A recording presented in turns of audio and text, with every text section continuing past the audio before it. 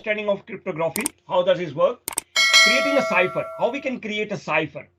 So if we want to create a cipher, there are many ways. Cipher can be created using several methods.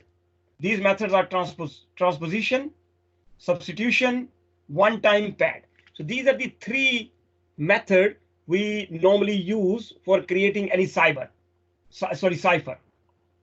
Transposition, substitution, and one-time pad. These are the three methods we always use for cipher.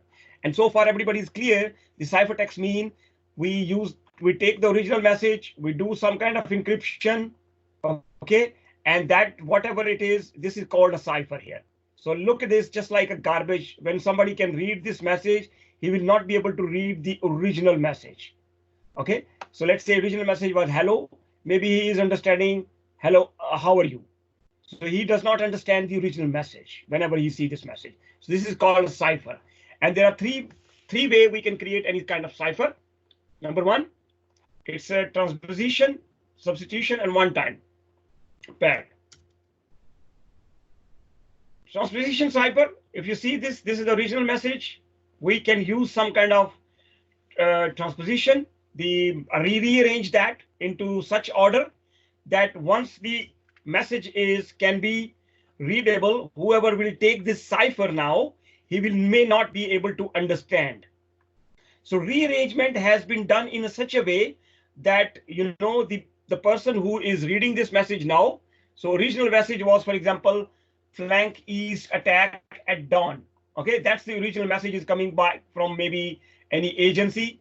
They have developed a method. They said, okay, we will arrange these FK, FLNA, something like that in this way that the message, the cipher will be in this format. So whenever somebody even intercept that message, he will not be able to understand because he need to understand this arrangement first. Okay.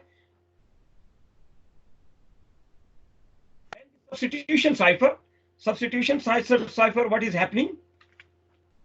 Whatever the the words are, if like A will be replaced with D, B will be replaced with E, C will be replaced with F, D will be replaced with G. So basically, whatever the words are, they are replacing with some other type of words. Okay. So as a result, what happened? The message looked like the original message was this, but after applying substitution cipher, the messages look like this. So F is actually replaced with I. Okay, look at this. And L is replaced with the O. So when somebody want to reread that message, he will apply this formula again, and he will decipher them. Okay, he will de-encrypt them by using this method. That method is already predefined.